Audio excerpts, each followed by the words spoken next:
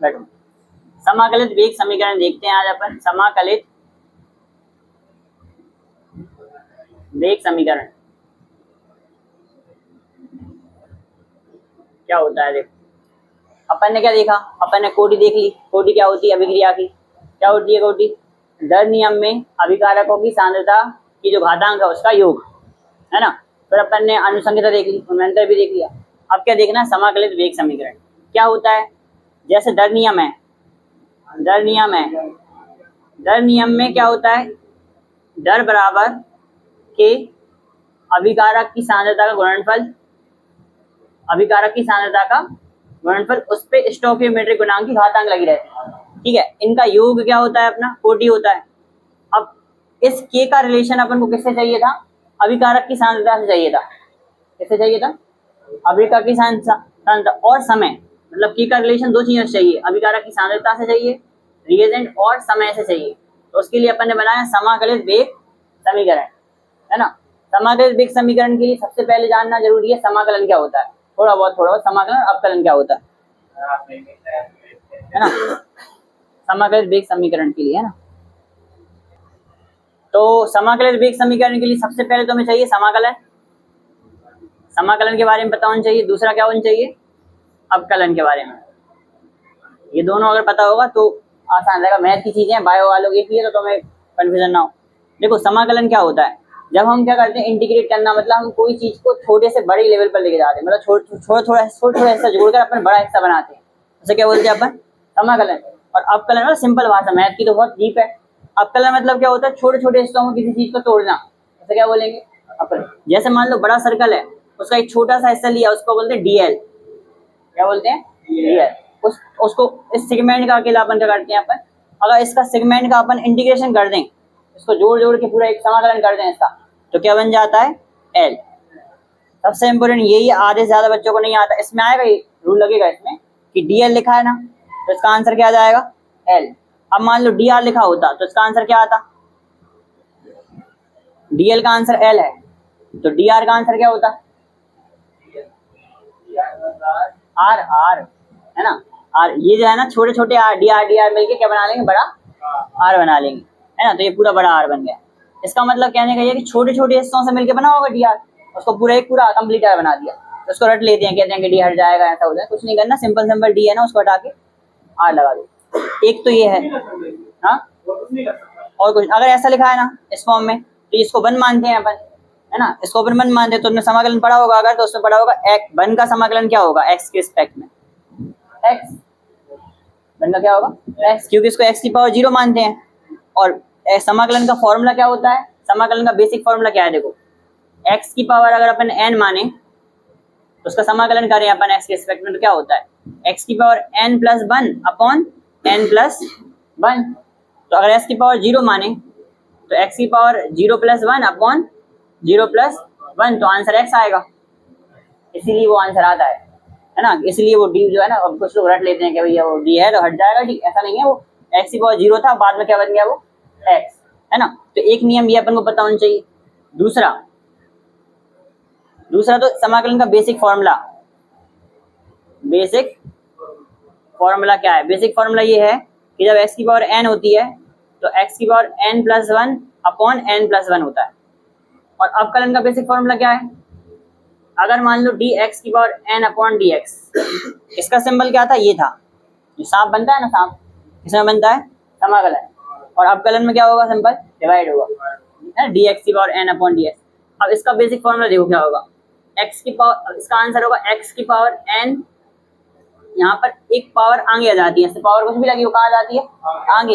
ये n आगे आ जाएगा और n माइनस 1 हो जाएगा, ये आंसर आता है। पावर का n2 हो जाएगा और एक पावर क्या हो जाएगी? कम। यहाँ क्या होता है? पावर बढ़ जाएगी एक, और बड़ी पावर से क्या होता है? डिवाइड हो जाता है। तो ये दोनों अंतर है इनमें, है ना। अब मान लो x की पावर 3 लिखा है कहीं, उसका मैंने करने दिया, तो क्या करोगे? तो x की पावर 3 का अगर अपन को करने दिया तो क्या करोगे? आंसर क्या आएगा बताओ?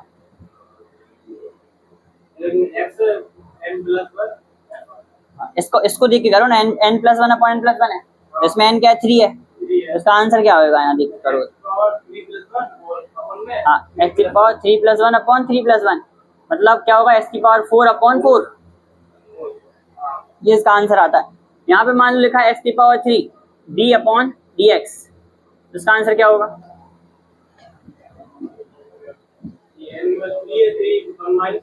हाँ, तो 3 आगे आ जाएगा, 3x² आएगा आंसर, है ना। तो ये अपना बेसिक फॉर्मूला है, अपना बहुत ज्यादा डीप में निकल, इतना पता होना चाहिए, है ना। और एक और फॉर्मूला जो अगले डेरिवेशन में आएगा कि अगर समाकलन अपन करें इसका 1/x का समाकलन करें तो आंसर क्या आता है। ये मैथ में भी होगा कहीं ना कहीं, 1/x का समाकलन करने पर क्या आंसर आता है, तो इसका आंसर आता है log x। क्या आएगा? तो बस ये दो चीजें तुम याद कर लो, अगर एक और ये दो, तो तुम्हारे दोनों डेरिवेशन ये नियम कानून लगते हैं, दोनों डेरिवेशन तुम्हारे क्लियर हो जाएंगे। समाकलित वेग समीकरण, है ना, बीच में दिक्कत नहीं आएगी। तो इसको मैं हटा दूं, यहाँ कहीं दिक्कत तो नहीं है रूल में कि भैया ये बेसिक रूल ये है और 1/x का क्या होता है, ये तो याद करने वाला फॉर्मूला है, मतलब ये 1/x का क्या होगा, log x, इसमें कोई अलग से नहीं आया है, फॉर्मूला है ये तो, ठीक है। अब इसको हटा रहा हूँ यहाँ से। अब अपन अब x की पावर नहीं 1/3 वो नंबर में आ जाता है, वो फिर तुम्हारा कांस्टेंट, मतलब वो तुम्हारा वेरिएबल देंगे ना, x नहीं, वो तुम्हारा नंबर में जाएगा तो उसका अलग होगा, है ना, कांस्टेंट अलग होता है। तो हटा दो उसको, उसका फिर वो 3 का 3 रहेगा और बाकी x आ जाएगा, x/3 हो जाएगा, हटा दो। अब देखो, अब स्टार्ट करते हैं अपन, अभी अपन बेसिक देख रहे थे क्या होगा, ठीक है। तो अपन क्या देखना है, समाकलित वेग समीकरण देखना है। सबसे पहले अपन को पता होना चाहिए कि दर जो है उसका फॉर्मूला होता है कि चेंज इन अभिकारक की सांद्रता में परिवर्तन समय के साथ साथ अभिकारक की सांद्रता में परिवर्तन, है ना। तो ये माइनस क्या बता रहा है कि कमी आ रही है, सांद्रता में क्या आ रही है, कमी। और ये जो ब्रैकेट में आर होगा ये क्या बताएगा, अभिकारक की सांद्रता। ये फॉर्मूला में दर का पता होना चाहिए।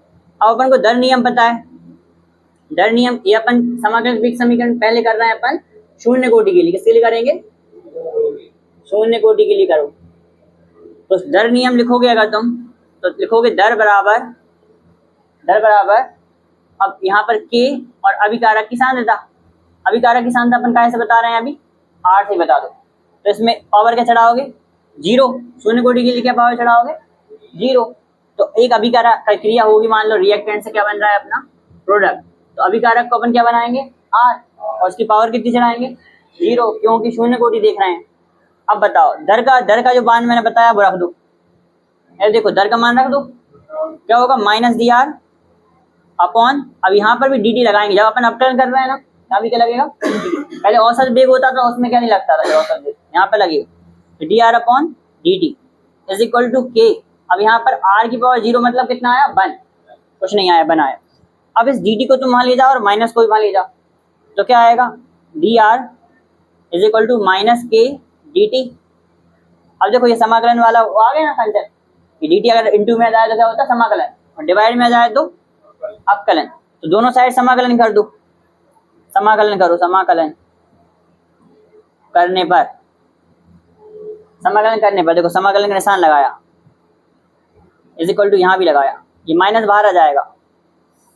अब देखो कांस्टेंट है, एज इट इज बाहर आ जाता है, कांस्टेंट क्या होगा, एज इट इज बाहर आ जाएगा। और मैंने बताया था dt का क्या हो जाएगा, t, तो dt का सिंपल t हो जाएगा। तो देखो ये अपना बाहर आया तो ये बन गया r, ये भी अपना बाहर सीधा जाएगा, ये अपना बन जाएगा कैपिटल R, और ये अपना कि माइनस के बाहर आया, और यहाँ से dt से क्या आया फिर बाहर, t अकेला बाहर आया, क्या हो गया शिवा, क्या हो गया, ये आंसर आया। अब बताओ समाकलन करने पर यहाँ कांस्टेंट आता है, क्या आता है, समाकलन करने पे क्या आएगा हमेशा, कांस्टेंट। ये बस ये तो मैं अलग से ध्यान रख लें कि समाकलन करोगे तो क्या आएगा, कांस्टेंट। ये नहीं लगाओगे तो डेरिवेशन आगे नहीं बढ़ेगा, इस चीज से आगे बढ़ रहा है। अब देखो जब t इज इक्वल टू 0 होता, t इज इक्वल टू जब 0 होगा तो जो अभिकारक है उसकी प्रारंभिक सांद्रता होगी, अभिकारक की क्या होगी, ये किसी समय पर है, किसी समय की बात है ये। लेकिन जब t इज इक्वल टू 0 होगा तो r बराबर क्या हो जाएगा अपना, r0, मतलब प्रारंभिक सांद्रता,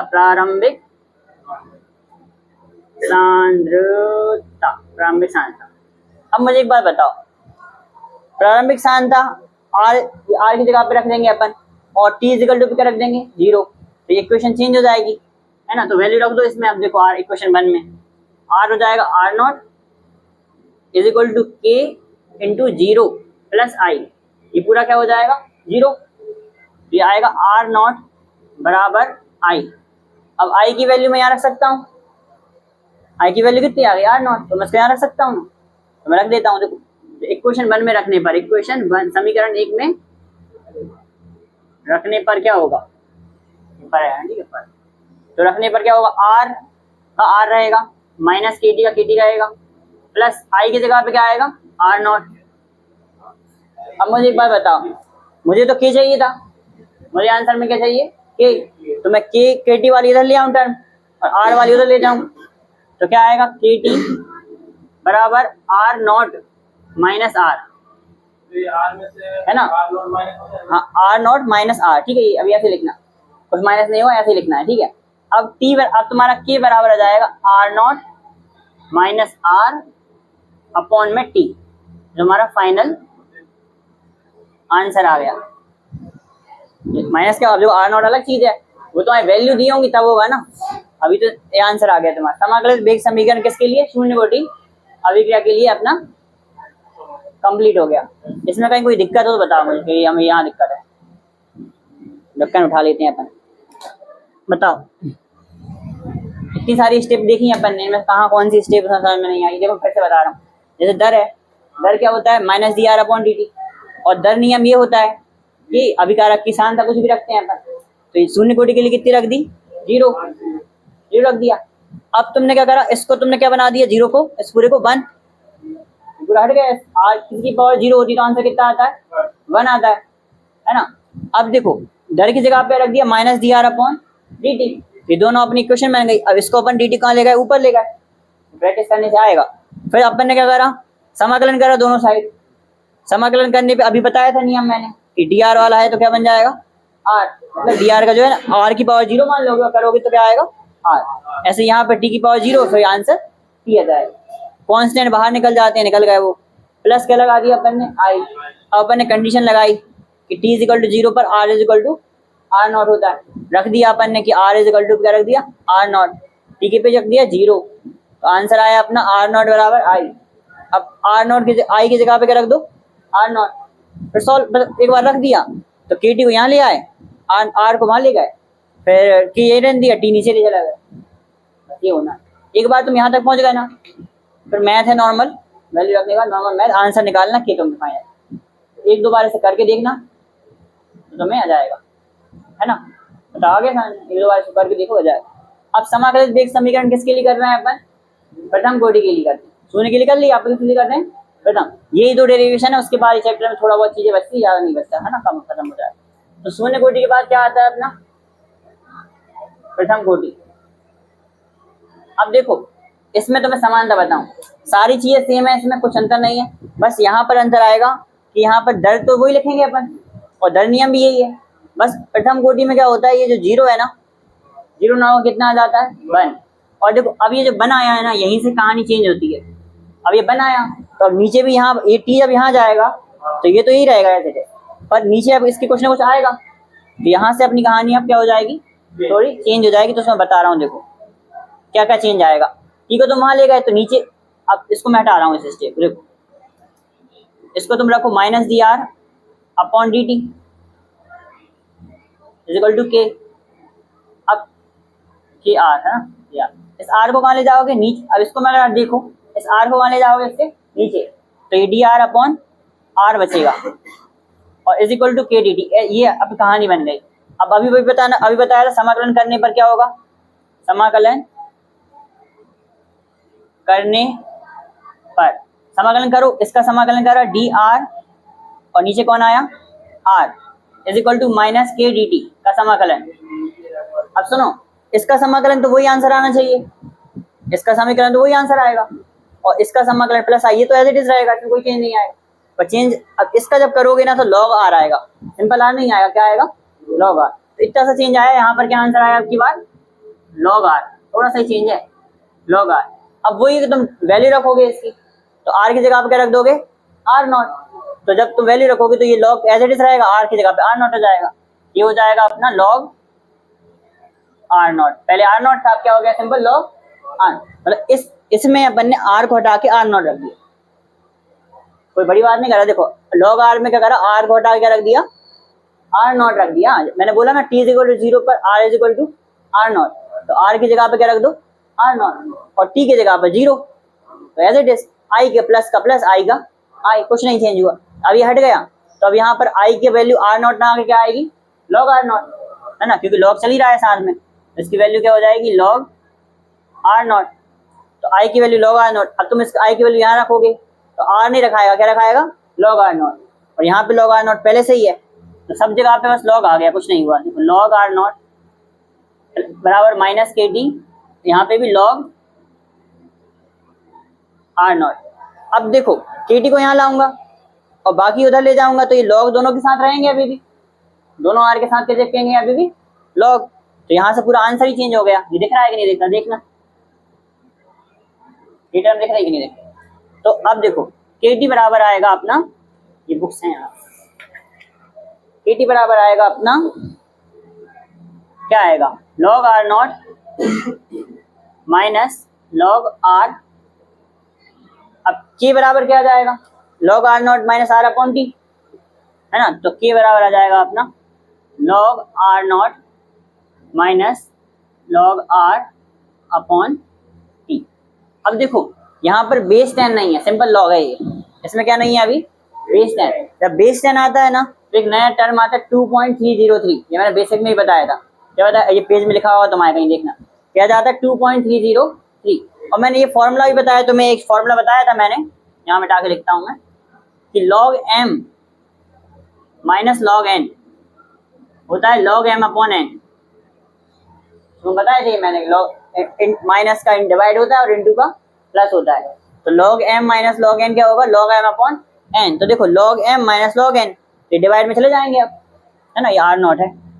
तो फाइनल आंसर लिख रहा हूं मैं, फाइनल आंसर क्या आएगा देखो, ये डिवाइड में चले जाएंगे तो के बराबर, और लॉग 10 हो जाएगा तो ये 2.303 log R naught upon R, upon में टी वैसा का वैसा रहेगा, कोई चेंज नहीं आएगा। तो इसमें और इसमें दो चेंज है, पहला चेंज क्या है, ये 2.303 एक्स्ट्रा आया, पहला चेंज क्या है कि 2.303 एक्स्ट्रा आया। वो क्यों आया, क्योंकि लॉग के बेस में अपन को 10 लाना है, कितना लाना है, तभी सॉल्व कर पाओगे।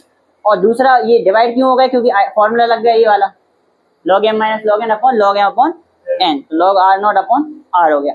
ये फाइनल आंसर है तुम्हारा, इसको तुम लिख के आओगे, पूरा नंबर मिलेंगे, ठीक है। कुछ थोड़े बहुत चेंज आए, लॉग बस एक्स्ट्रा इसमें आ गया, बाकी जीरो ऑर्डर जैसा है, इसमें एक्स्ट्रा कौन आ गया, लॉग आ गया बस, है ना, यहीं से स्टार्ट हो गया लॉग आना, इसकी वजह से लॉग आ गया, तो सब में लॉग चलता रहा। बाकी अगर मैं इसको हटाऊँ, देखो लॉग को हटाऊँ, ये जीरो ऑर्डर बन जाएगा। अभी देखो लॉग हटा दूं मैं, अगर इसमें सारे जितने भी लॉग लगे सब हटा दो, ठीक है, लॉग हटाओ,